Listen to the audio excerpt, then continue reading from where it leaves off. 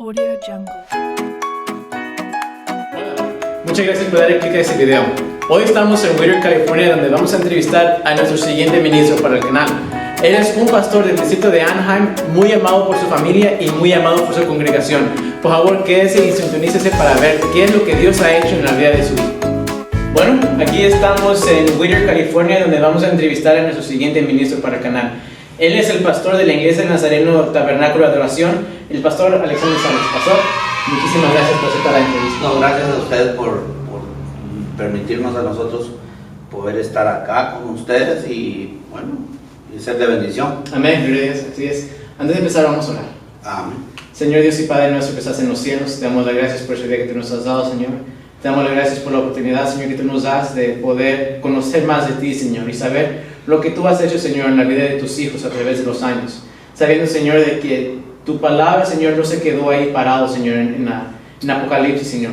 Ni que la iglesia se terminó de existir después de las persecuciones, Señor. Pero sabemos, y esa es la prueba de que tu iglesia sigue adelante, Señor, aún en los días de hoy, aún 2000 años después, Señor. Aquí estamos fervientes, Señor, y listos para tu obra, Señor. Pero ahora tomamos el tiempo para saber qué es lo que tú has hecho a través de los tiempos con los hijos tuyos. Te damos las gracias en el nombre de Jesús. Amén. Amén. Pastor, vamos a empezar con la primera pregunta. ¿Cuál es su nombre completo? Mi nombre, Alexander García Salas. Alexander García Salas. Ese es mi nombre completo. Ok. ¿Usted es casado, soltero, viudo? Casado. Casado. Felizmente casado. Gloria a Dios. Con maravillosos hijos y con un ministerio. Ok, bueno, gloria a Dios. Pastor, díganos, ¿dónde nació? ¿Dónde creció? ¿Y cómo fue eso para usted? Bueno, nací en Costa Rica, en una ciudad que se llama San Carlos, cantón que se llama San Carlos. Crecí en otro cantón que se llama Pérez Celedón, y después pasé nuevamente a San Carlos después de los 13 años, y de ahí me terminé de desarrollar en ese cantón. Y bueno, mi desarrollo fue como cualquier muchachito normal. Yo pienso que más bien que el dolor de cabeza fui yo para mi mamá, porque éramos muy traviesos, y que nos gustaba mucho jugar, nos gustaba mucho divertirnos, y entonces muchas veces mi mamá andaba más preocupada en dónde andábamos nosotros, porque éramos bastante energéticos, ¿no? Okay. Teníamos bastante energía y nos gustaba mucho jugar. Ok, qué bien. ¿Y cómo fue para usted crecer, estar de un lugar a otro en su niñez? Experiencias, emociones, como te digo, era muy travieso. Pasaba más en los ríos que en mi casa, porque me gustaba y me gusta mucho la pesca. Entonces tuve una infancia bastante bonita, bastante dura también, porque pues nuestros papás tenían que disciplinarnos, ¿verdad? Entonces yo le digo a la gente cuando a veces estoy predicando, le digo a las personas que yo me gradué en 5 diferentes castigos. Entonces, mi mamá comenzó con la mano, después con la chancla, después con el cincho, después con unos cables de licuadora que habían, que decían así, y de último con los varejones de los árboles, con las ramas esas. En esos 5 me gradué con mi mamá. Entonces puedes imaginarte qué tal fue mi infancia, ¿no? Yo creo que para mami fue algo terrible, fuimos nosotros, en serio. Una de las anécdotas que siempre nos reímos fue mi mamá había comprado una lavadora, pero buenísima lavadora. Pero era tan buena que nos sirvió a nosotros de centro de diversión, ¿no? Porque se le quitaba el cono, entonces le quitábamos el cono y nos metíamos uno por uno adentro y le poníamos el spin, ¿no? El velocidad. Y entonces el truco era, cuando usted grite, la paramos. Y entonces pues no duró mucho tiempo la lavadora. Mi mamá siempre se preguntó, pues una lavadora nueva, ¿cómo es posible que se me haya dañado? Y ya siendo grandotes y adultos, contando nosotros una anécdota, y mamá dijo, ¿cómo que sí fue que se dañó la lavadora? No. Entonces imagínate qué clase de infancia, ¿no? La nuestra. Claro, claro. Pastor, ¿cómo llegó usted a los pies de Cristo? Fue muy interesante. A mí, bueno, cuando yo, desde pequeño, nosotros, mamá siempre ha sido, bueno, casi siempre, mejor dicho, no sé a qué edad ella empezó a seguir al Señor, pero lo que sí sé es que nosotros siendo niños, 8 años maybe, me acuerdo más o menos de los edad de 7, 8 años, que en aquel tiempo los cultos los hacían en las casas y era muy peculiar, era muy común hacer los servicios en las casas, y los pisos eran de tierra en las casas, y nosotros, mi hermana y yo, éramos los coristas o los que llevábamos la alabanza en las casas, y por eso me acuerdo mucho de los coritos viejos, y para mí son recuerdos. Y mamá empezó a inculcarnos a nosotros desde pequeños eso, nada más que cuando fuimos creciendo ya no queríamos nosotros estar en la iglesia, pero habíamos crecido conociendo un poco. Mi mamá siempre nos llevaba, pero llegas a una edad en donde ya quieres hacer lo que a ti te gusta, y sientes que tienes la libertad de poder hacer lo que tú quieres, y entonces empezamos a tomar caminos que obviamente a mi mamá no le gustaron. Mi papá me decía a mí, papito, fíjese en este espejo para que usted no caiga.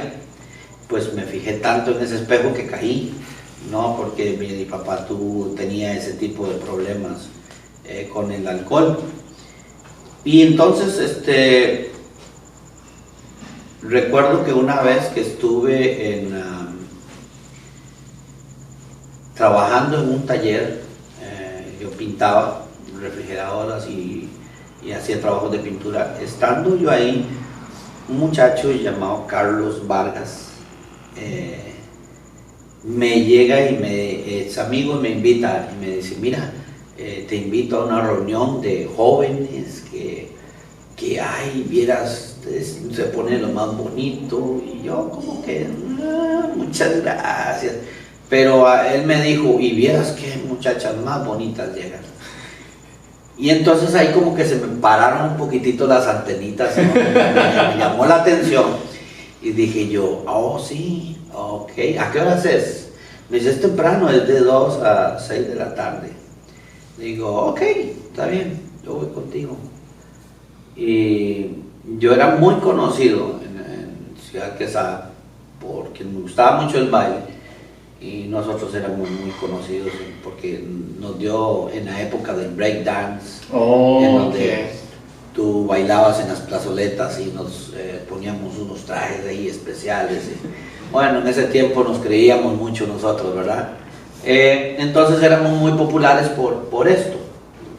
Y este muchacho llega, me invita a esa reunión, y ese primer día que yo llego a la reunión, me dan una hoja y me dan unas preguntas, ¿verdad? Y desde que empecé a leer las preguntas las empecé a odiar, porque todas esas preguntas que me hacían me daban a mí, me golpeaba muy feo, pero yo tenía que responderlas. Entonces trataba de como querer responderlas justificándome, ¿no? Que por qué hacía las cosas, ¿no? Tratando de ver cómo podía salirme bien librado, pero no me pude salir bien librado.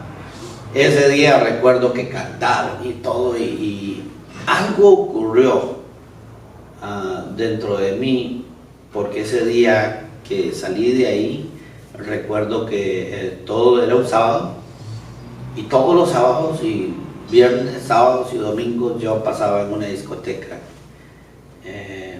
en mi ciudad. Entonces me iba para la máquina del tiempo, y entonces subí ese día, llegaron, me saludaron común y corriente, me senté en Navarra y pedí una cerveza, me la sirvieron y me tomé la cerveza, pero no sentí algo pasó, no sé, no me gustó, me sentí incómodo en ese lugar, no sabía lo que me estaba pasando, pero no pude durar 30 minutos ahí y tuve que salir. Me fui pensando, no sé, no sabía qué era lo que me estaba pasando, pero Dios sí sabía lo que estaba pasando, ¿verdad? Y la siguiente semana tuve los deseos de volver a ir a ese lugar con esos muchachos que estaban ahí,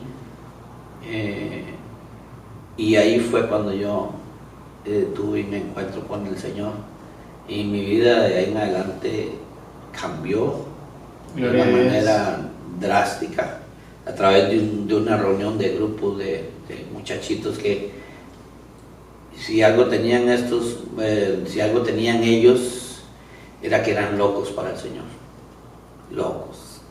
Estaban en unas bancas de madera como de gradas, algo viejo, era viejo, pero con una guitarra y un pianito de esos que parecían de juguete, eran locos cantando. Y usted podíamos pasar más de una hora cantando y no nos cansábamos.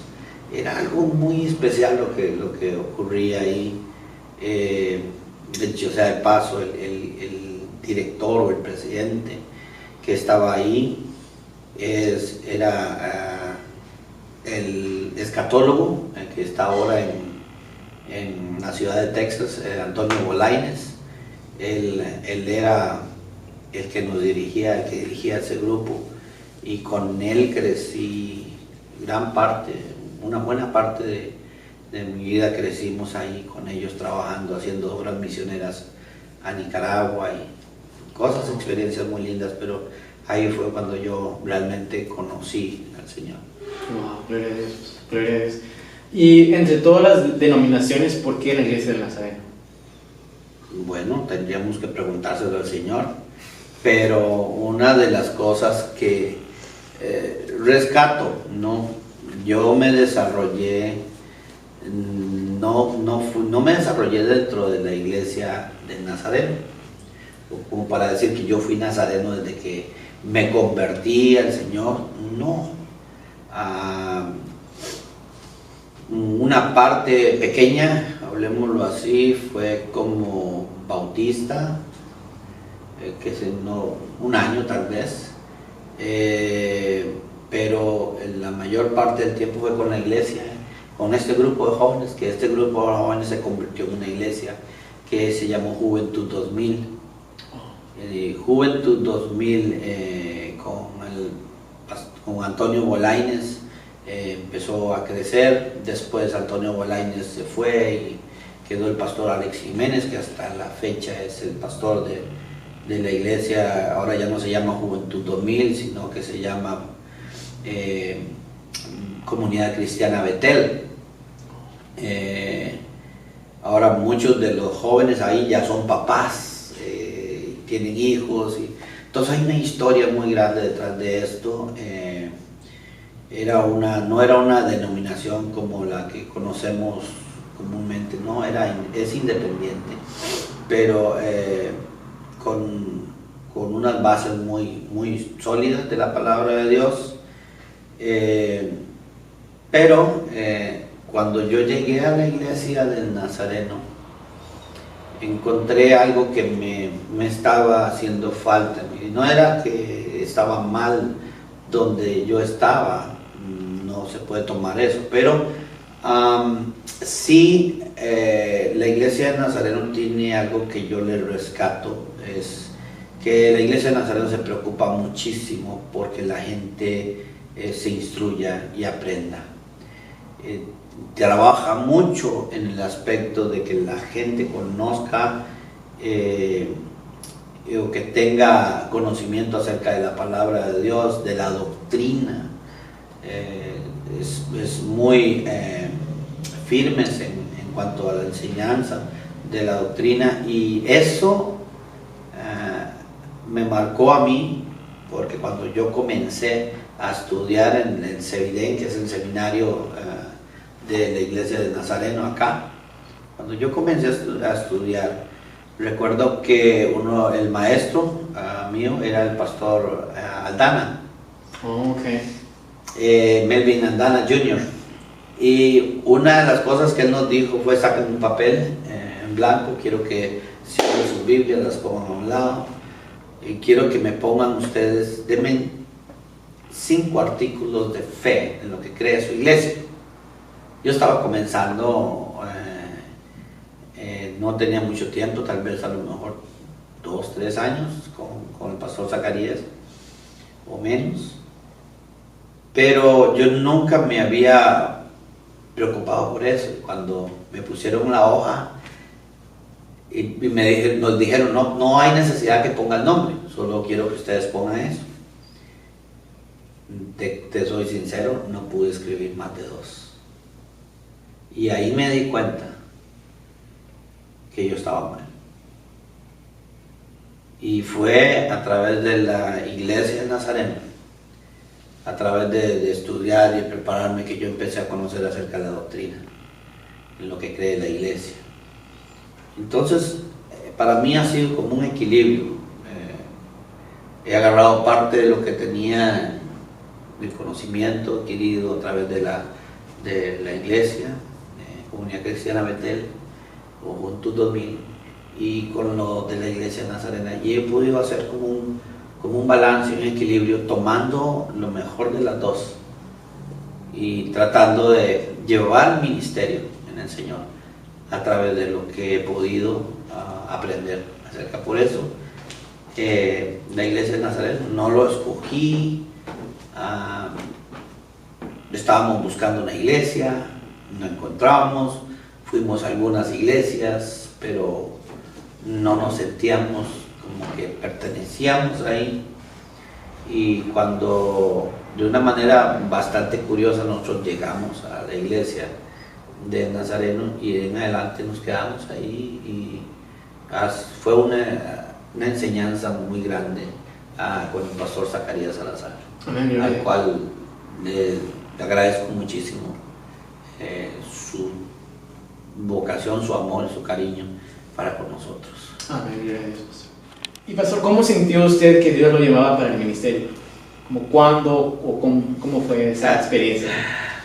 Fue algo muy interesante. El año 87 aproximadamente, creo, con esta iglesia Juventud 2000, hacíamos viajes misioneros. Nos tocó ir a Nicaragua, a ir a lugares donde no se podía entrar con carro y era muy difícil el acceso. Recuerdo que el gobierno de Nicaragua ayudó y nos trajeron los helicópteros con los que ellos hacían las guerras militares, junto con un grupo de periodistas de Costa Rica que iban a hacer tomas acerca de lo que nosotros estábamos haciendo. Pudimos llegar a lugares en donde usted veía a la gente humilde, las casas bien ranchitos, mejor dicho. Pero, y usted decía, poníamos las cosas ahí, había una tarima, todo lo preparaban de lo más lindo y todo esto, y nosotros trabajábamos mucho con lo que eran mimos y payasos. Okay. Entonces hacíamos nuestras obras de teatro cristianas, vestidos de payasos, cantábamos, les transmitíamos lo que nosotros hacíamos a ellos, pero lo más sorprendente era cómo la gente venía saliendo, usted los veía salir de un tonelado y eso lleno, y decía, usted se preguntaba de dónde salió esta gente, porque era un pueblo realmente muy pequeño. Y en esos lugares, cuando nosotros estábamos haciendo eso, teníamos a las 5 de la mañana, nos levantamos a hacer un pequeño devocional, y en ese devocional como cuando uno es bien jovencito, uno como que es bien atrevido con el Señor, hablemos Sí. así. Y no sé por qué se me ocurrió decirle al Señor, bueno Señor, si eres tú que me hables a mí, y agarré así la Biblia como esta que está acá, a ojos cerrados, así lo abrí, lo primero que lea, Señor, que sea lo que tú me hables, ¿no? Y recuerdo que me salió en el libro de Habacuc, y en ese libro ahí decía, aunque la visión tardare por un tiempo más, se apresura su fin, aunque tardare, espérala, porque sin duda vendrá y no mentirá. Wow. Entonces yo me quedé con eso agarrado en mi corazón. Fue como que si, para mí, ese día fue como que si el mismo Señor me hubiera dicho a mí, aunque la visión tardara, espérala, porque sin duda vendrá. Y yo crecí y fui con eso en mi corazón. Dios tenía algo para mí.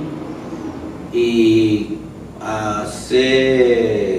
tenemos 5 años de estar aquí, 6 años aproximadamente, 5 años y medio, voy a decir 5 años y medio. Estando yo, varias veces le había preguntado al Señor, Dios, bueno, yo estoy esperando la visión, pero no veo nada, no veo nada. Y recuerdo que en estando, nosotros vivíamos en La Habra, y estando ahí yo iba manejando y como que yo le pregunté nuevamente al Señor, le dije, Dios, tú me diste esta palabra desde que estaba allá, pero no, o sea, ¿qué es? O es que no entiendo mal, o es que no lo he logrado entender, pero dímelo. Y iba manejando, y manejando yo literalmente oí una voz que me dijo, es que no me has dicho qué es lo que quieres. Y entonces me quedo así como que tú me has dicho qué es lo que quieres. Ay, yo no entiendo esto. Y yo como que, ay, soy yo, ¿no? Mente. Entonces vuelvo a agarrar nuevamente la escritura, lo vuelvo a abrir, intento leer, y digo, no entiendo esto. Y entonces leo un verso antes.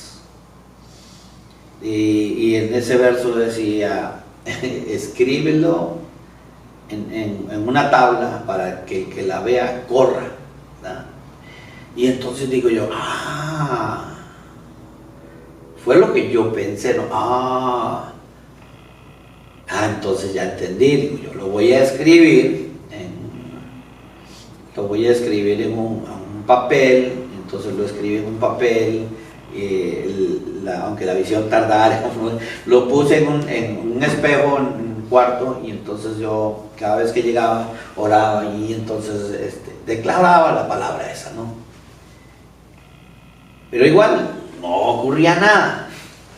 Y entonces yo le volví a preguntar. Yo le pregunté al Señor, Señor, no sé, no entiendo, o sea, ¿qué es lo que estoy haciendo mal? O no entiendo esto. Y entonces cuando llega la voz me dices que no me has escrito qué es lo que tú quieres. Y yo, no, soy yo. Pero eso lo hizo 3 veces conmigo. En el transcurso de 22 días, 3 veces. Él me lo dijo, y la última vez cuando él me lo dijo fue cuando iba llegando a la casa. Me lo dijo, y entonces yo me quedé, pero es que no me ha escrito lo que yo quiero. Y me dijo, no. Y entonces otra vez sigue insistiendo como muy fuerte. Entonces yo le dije, ok, está bien, si tú quieres. Así le dije, ok, está bien, si es lo que tú quieres, ok. Agarré un lápiz, un lapicero, agarré un papel, y entonces le escribí, ok, Señor, lo que quiero es esto. O como uno atrevido, ¿no? Yo le dije al Señor, Dios, dame una iglesia. iglesia, ame una congregación. Fue lo que puse ahí. Lo agarré y escribí, ¿no? Entonces lo agarré, la hoja, la doblé y la metí detrás del papel donde yo había escrito el texto bíblico. Okay. Mi esposa, ella también, cuando llegaba lo estaba declarando, pero yo no sabía por qué era. Yo sí sabía por qué era. Y entonces lo puse ahí y le dije, ok, Señor, ya está. Ahora sí, ya, tranquilo. Como diciéndole, ya no me insistas más en que haga eso. Okay, ahí está, querías que lo hiciera, ahí está, ahora te toca a ti. 3 días después de eso, fue cuando me llamaron por teléfono y me dijeron, Pastor Alex, ¿te gustaría ir de pastor interino en una iglesia tal y tal? Yo me quedé y dije, wow, claro que sí. Y ahí fue cuando comenzó todo. Wow. Y de aquí hasta ahorita. Gloria a Dios, Pastor, gloria a Dios. ¿Cómo fue para su iglesia esa transición del coronavirus? Con respecto al COVID, pues un reto, pero creo que ha sido creo que todas en esta vida es una experiencia, ¿no? Pero creo que ha sido algo muy bueno para la iglesia, en el sentido de que nos sacó de las 4 paredes, de las cuales muchos de nosotros nos sentíamos cómodos. Y esto yo creo que no es un reto solo para mí, sino que es un reto para todo ministro que está a cargo de una obra como esta, de darnos cuenta. O sea, aquí es como que te dicen a ti, vamos a ver de qué clase de madera te has hecho y vamos a ver qué vas a hacer ahora que no tienes templo, ¿no? Y entonces podemos ver muchas cosas, unos que han cerrado, otros que se han quedado en las casas, pero para nosotros fue un reto de perseverar, de no rendirnos, de buscar alternativas, buscar opciones. O sea, nos cierra por aquí, vamos a abrir por allá, no nos permiten reunirnos, o que nos vamos a reunir, hemos aprovechado las redes sociales, hemos hecho, ahora sí como que dice, un tipo de evangelismo a través de las redes sociales. No nos rendimos en el hecho de quedarnos en la casa, sino que bueno, junto con el grupo valiente de muchachos de la alabanza, aunque no hubiera nadie, nos traíamos acá, hacíamos en vivo, todo lo quisimos hacer dentro de la iglesia, no quisimos quedarnos en la comodidad del hogar, en la casa. Podíamos haberlo hecho, pero creo que no era lo que Dios estaba poniendo en mi corazón, sino que era el reto de creerle a Él. Dios había dado una palabra a través del año pasado, y esa palabra era que este año era un año de ver lo sobrenatural de Dios.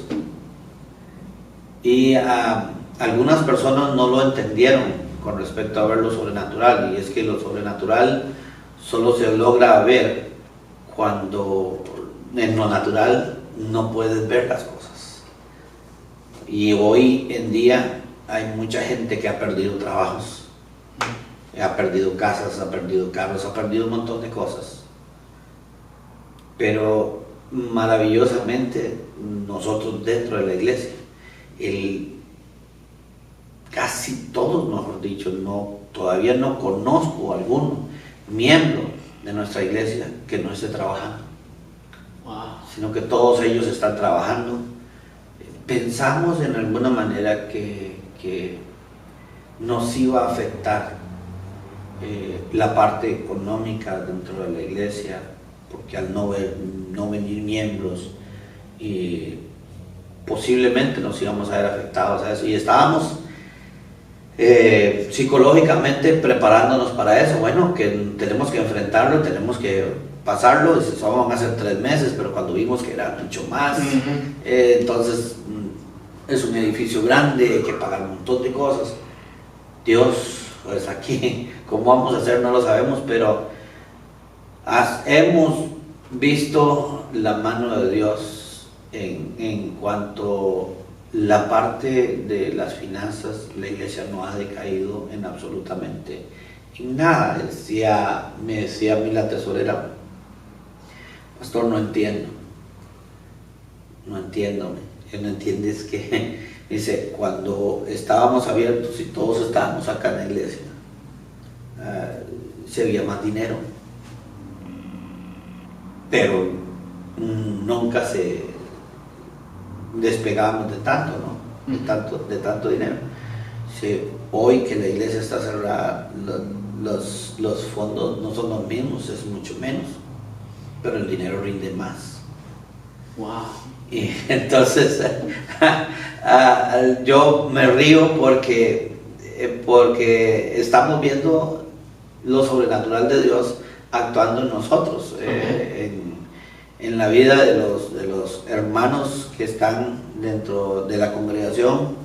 Creo que muchos de los hermanos que están dentro de la congregación pueden estar de acuerdo con lo que yo estoy diciendo con respecto a que solo cosas se están viendo interesantes, como por ejemplo, Dios nos mandó a ungir a los miembros de la iglesia, y que hasta la fecha nosotros como congregación no hayamos tenido ni un solo caso, ni un solo miembro que haya sido afectado por esto. Entonces, algo quiere decir esto. Okay. Entonces, el COVID ha sido un reto, sí, pero nos ha ayudado a poder entender que si el mensaje que Dios nos está dando a nosotros es el mensaje de la palabra de Dios, no está ni oculto ni tampoco está encerrado, sino que está abierto. Entonces, hoy en día estamos llegando a bastantes personas, diferentes países en donde se están pues siendo bendecidos por el lema que nosotros tenemos dentro de la iglesia, ¿no? Voy a ser de bendición donde quiera que yo vaya. Y bueno, estamos yendo hasta otros lugares, hasta otros países, en donde lo que hemos estado haciendo pues ha sido de bendición para otros. Entonces, podemos decir que Dios ha sido fiel, que Dios es bueno, y nos haya afectado tal vez en el hecho de que tal vez no nos podemos reunir acá, pero nos estamos reuniendo allá afuera. Y estamos haciendo la obra. Así que hemos puesto en nuestro corazón, pase lo que pase, venga lo que venga, la iglesia no es el edificio, somos nosotros. Amén. Amén, gloria a Dios, bien dicho, pastor. Y para usted, ¿qué debe ser la iglesia en general acerca del coronavirus o del COVID-19? Creo que la iglesia es... no comparto el hecho, respeto como todo, porque nosotros tenemos que respetar las autoridades que el Señor ha establecido, como dice su palabra. No comparto el hecho de que se tengan que cerrar las iglesias porque sea un lugar en donde vayamos a ser un centro un foco de infección para otras personas. Creo que la iglesia juega un papel muy importante dentro de lo que es el COVID. ¿Por qué juega un papel muy importante? Porque la iglesia siempre ha sido un ente o un organismo que ha sido ayuda hacia la comunidad, donde la iglesia es informativa, donde la iglesia es educacional, donde la iglesia se proyecta hacia las personas, dando alimentos, proveyendo, haciendo un montón de cosas. Entonces, la iglesia juega un papel muy importante dentro de lo que es la problemática del COVID-19. ¿Por qué? Porque les hablamos a las personas, hablamos de prevención, hablemos de cómo debemos de venir acá, si venimos acá. Entonces, creo que la iglesia tiene que seguir siendo esa que se proyecta a la comunidad, que la iglesia no nació para quedarse encerrada, la iglesia nació para transmitir hacia afuera, de adentro hacia afuera. Entonces, el mensaje que nosotros debemos de tener hoy hacia las personas que están allá, no solo es un mensaje de salvación, de restauración, de libertad, sino que debemos de aprovechar todo esto para colaborar con un país que está viviendo una crisis, al igual que otros países están viviendo una crisis, pero la iglesia juega un papel muy preponderante, muy importante dentro de la comunidad, país, región, donde quiera que se encuentre. Y creo que cerrarle las puertas a las iglesias para que ellos no sean ese ente informativo de los demás es uno de los errores más grandes que se están cometiendo. Sin embargo, tenemos que respetar lo que las autoridades dicen, pero no dejamos de informar, no dejamos de decir, no dejamos de educar a las personas para que tratemos de cumplir lo que el gobierno nos dice. Entonces, yo creo que es parte de la iglesia. Amén. Amén. Pastor, ¿cuáles son los planes para su iglesia? Mira, creo que la iglesia tiene que seguir siendo lo que fue llamada a ser, ¿no? Unir la familia. Creo que cuando Dios diseña el plan de crear al hombre, no lo crea solo, sino que crea una familia.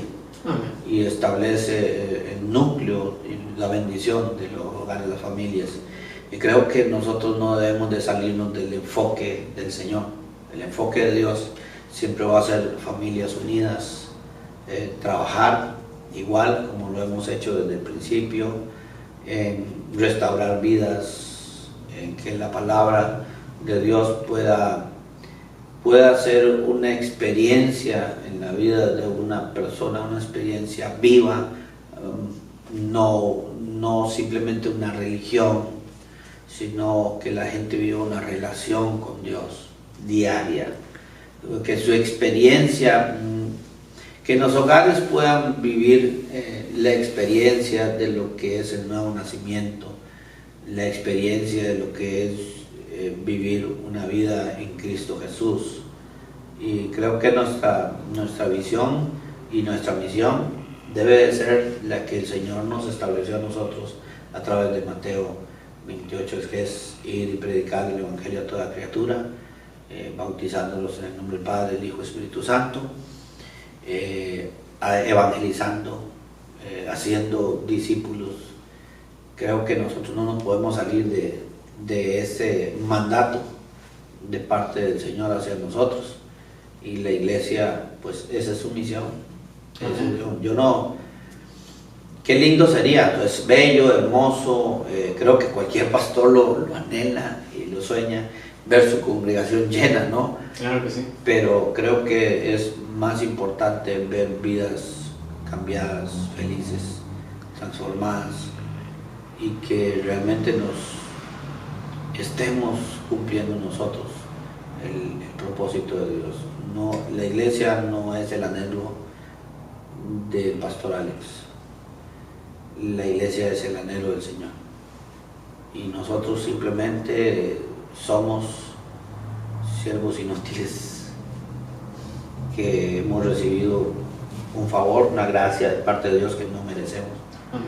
Sin embargo, creo que nuestra mayor gratitud hacia el Señor es cumplir lo que Él nos ha mandado. Amén. Y así que nuestra visión de la iglesia es verla crecer, es verla desarrollarse, es verla vivir el Evangelio del Señor, una experiencia real en Él, y que no lo veamos como una religión, sino que podamos experimentar que Jesucristo no es una religión, Él es una relación. Amén. Amén. Sí, bien dicho, pastor. Y muchísimas gracias por el tiempo que usted nos concedió y por haber aparecido aquí en mi canal. Gracias a ustedes. Claro que sí. Y pueden encontrar al pastor Alex en sus redes sociales. Él tiene una página de Facebook donde predica y tiene sus servicios. Pueden ver su servicio live en los domingos a las 11:30 de la mañana.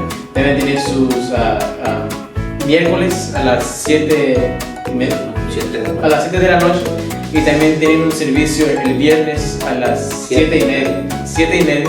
Que todo se puede ver en live. Así que abajo en la descripción voy a dejar el link a su canal de Facebook. Muchas gracias por ver este video y que Dios les bendiga. Bueno, muchas gracias por ver este video. Si les gustó lo que vio, por favor denle un like aquí abajo. Si quieren ver más contenido de este canal, por favor apresionen el botón de suscripción y prendan la campanita de notificaciones. Así sabrán cada vez que subo un video y cuando lo podrán ver. Muchísimas gracias y que Dios les bendiga.